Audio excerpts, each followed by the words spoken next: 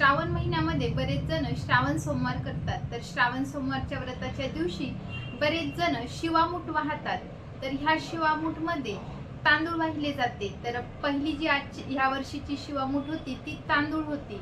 तर ह्या तांदूळच का, तर तांदूळाचे काय गुणधर्म आहेत, आयुर्वेदामध्ये तांदळाचे काय काय गुण सांगितले आहेत आणि कोणी तांदूळ खावे, कोणते तांदूळ खावे, तसेच वजन वाढू नये किंवा डायबिटीज वाढू नये अशा लोकांनी कशा पद्धतीने भात शिजवून खावा, या सर्वांची माहिती मी सांगणार आहे. तेव्हा व्हिडिओ शेवटपर्यंत नक्की पहा.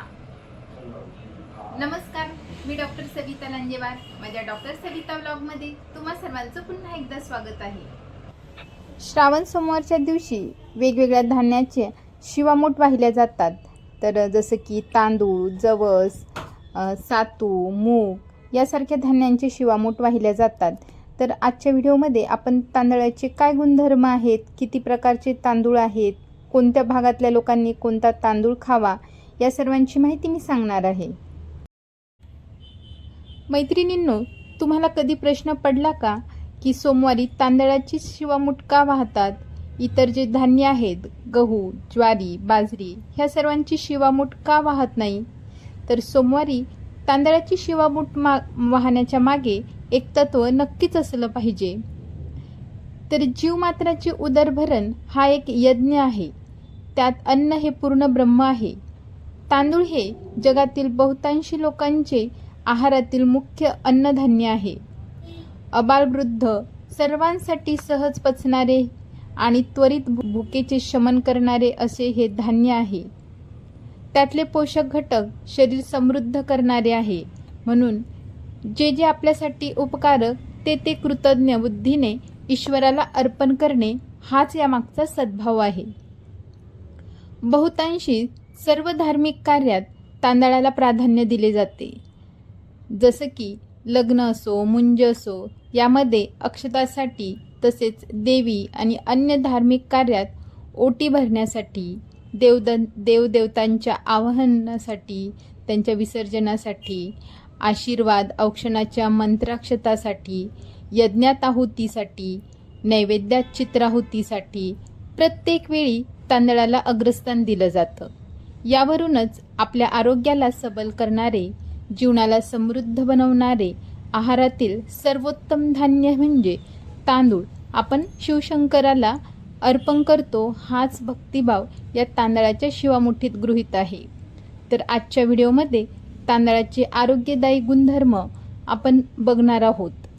आयुर्वेदामध्ये तांदळाच्या बऱ्याच जातींचे वर्णन केले आहे. जेवढे वर्णन तांदूळाचे आहे तेवढे वर्णन गहू, ज्वारी, बाजरीचे नाही.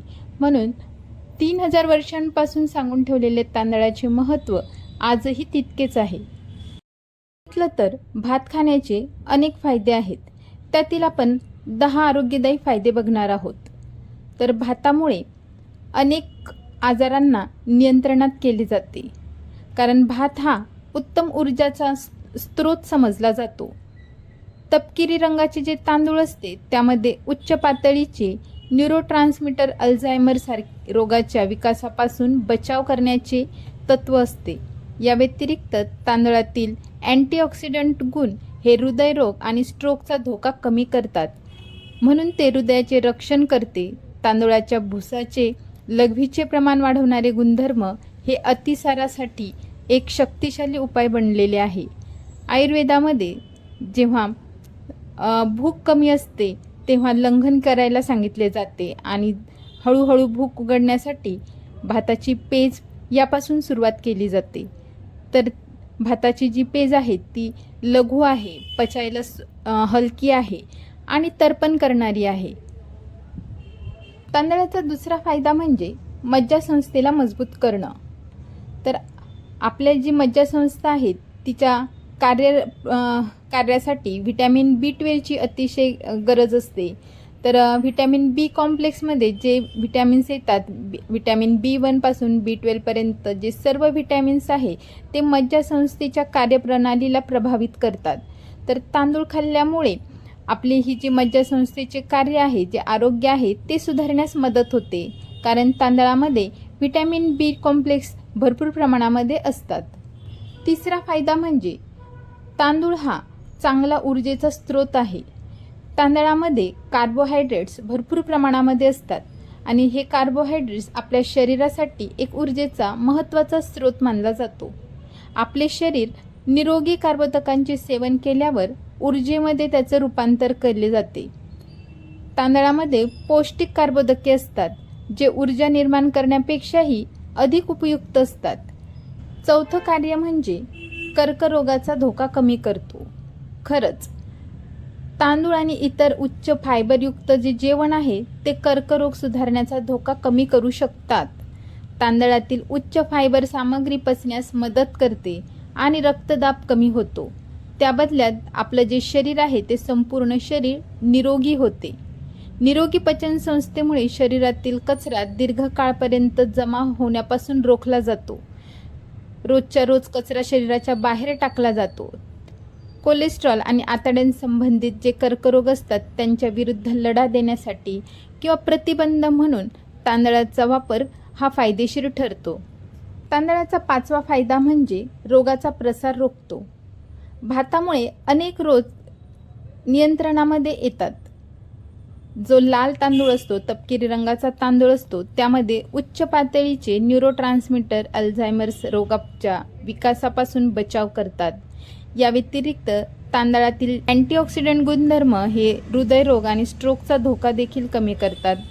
तांदळाचा सहावा उपयोग त्वचेच्या काळजीसाठी केला जातो. स्किन केअर रुटीनमध्ये तांदळाचा वापर तुम्ही करून बघा, अतिशय छान फायदा बघितला जातो. याआधी एका शॉर्ट व्हिडिओमध्ये मी तांदळाचे उपयोग सांगितले आहेत. त्यामध्ये स्किन केअर आपण कशा प्रकारे तांदळाचा उपयोग करू शकतो ते सुद्धा वर्णन केलं आहे. जर तुम्ही तांदळाची जी पावडर असते त्याचं स्क्रब म्हणून यूज करू शकता किंवा तांदळाच्या भाताची जी पेज असते ती तुम्ही चेहऱ्याला लावली तर चेहऱ्यावरील सुरकुत्या ज्या आहेत त्या कमी व्हायला मदत होते. आयुर्वेदामध्ये शालीषष्टिक स्वेदन म्हणून सुद्धा एक शाली तांदळाचे वर्णन मेंटली रिटार्डेड पेशंट, CPचे पेशंट या सर्वांमध्ये, तसेच ज्यांना चालायला त्रास होतो, चालता येत नाही किंवा मांसपेशीचा क्षय झाला आहे अशा लोकांमध्ये ह्या शालीषष्टिक पिंड स्वेदाचा अतिशय चांगला उपयोग झालेला बघितला जातो. तांदळामध्ये बद्धकोष्ठता टाळण्यास देखील मदत होते. तांदळामध्ये काही फायबर्स असतात त्यामुळे आपले जे पोट आहे ते रोजच्या रोज व्यवस्थित साफ होण्यास मदत होते आणि बद्धकोष्ठता टळते. लाल रंगाचे जे तांदूळ असतात, तपकिरी तांदूळ, ते जर आपण खाल्ले तर त्यामध्ये फायबर्स भरपूर प्रमाणामध्ये असतात. त्याचा ग्लायसेमिक इंडेक्स देखील कमी आहे. तर रक्तातील साखरेचे प्रमाण नियंत्रित करण्यासाठी तुम्ही तपकिरी तांदूळ जर खाल्ले तर रक्ताची जी पातळी आहे ती नियंत्रित राहते. भात खाल्ल्यामुळे मूत्रमार्गाच्या संसर्गाचे प्रमाण कमी होते असं बघितलं जातं. तांदळाचा 10वा उपयोग म्हणजे हाडं मजबूत करणे. व्हिटॅमिन डी, रायबोफ्लेविन, थायमिन यासारखे विटॅमिन्स तांदळामध्ये मुबलक प्रमाणामध्ये असतात. या व्यतिरिक्त तांदूळ हा फायबर, कॅल्शियम, लोह, इतर खनिजांसारखा समृद्ध स्रोत आहे. भात खाल्ल्याने आपली हाडे मजबूत होतात, दात मजबूत होतात आणि हाडांची झीज कमी होण्यास मदत होते. जर तुम्ही डोंगराळ भागामध्ये, डोंगराळ प्रदेशामध्ये राहत असाल तर तुम्ही सुगंधी तांदूळ जसे की आंबेमोहर, इंद्रायणी यासारखे तांदळाचे सेवन करावे किंवा बासमतीसारखे तांदूळ तुम्ही खाऊ शकता, कारण की हे गुणाने स्निग्ध असतात.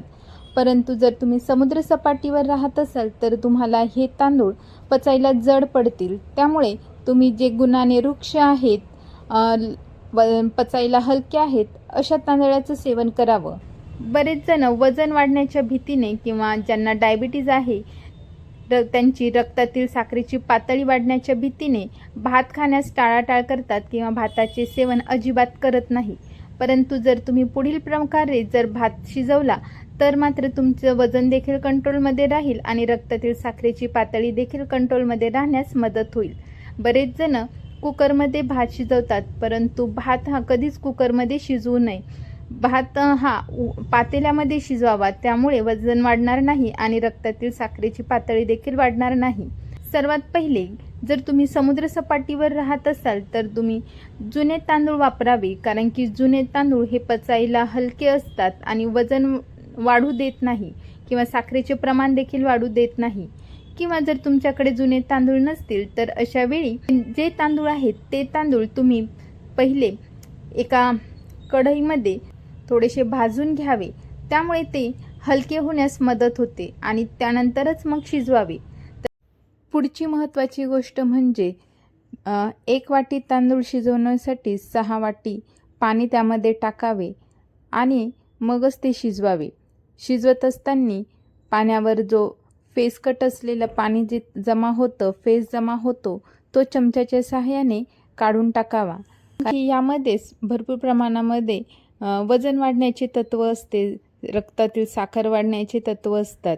म्हणून हा जो फेस आहे तो काढल्यामुळे आपलं वजन देखील वाढत नाही किंवा रक्तातील साखर देखील वाढत नाही. त्यानंतर पातेल्यावर झाकण ठेवून भात शिजू द्यावा. 75% भात शिजल्यानंतर झाकण काढून घ्यावे आणि भातामध्ये जे पाणी आहे ते चाळणीच्या सहाय्याने गाळून घ्यावे आणि पुन्हा भात पातेल्यामध्ये टाकून त्यावर झाकण ठेवून मंद आचेवर तो भात शिजू द्यावा.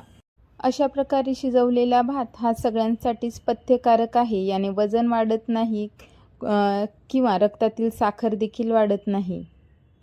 तर अशा प्रकारे शिजवलेला पथ्यकारक भात तुम्ही खा.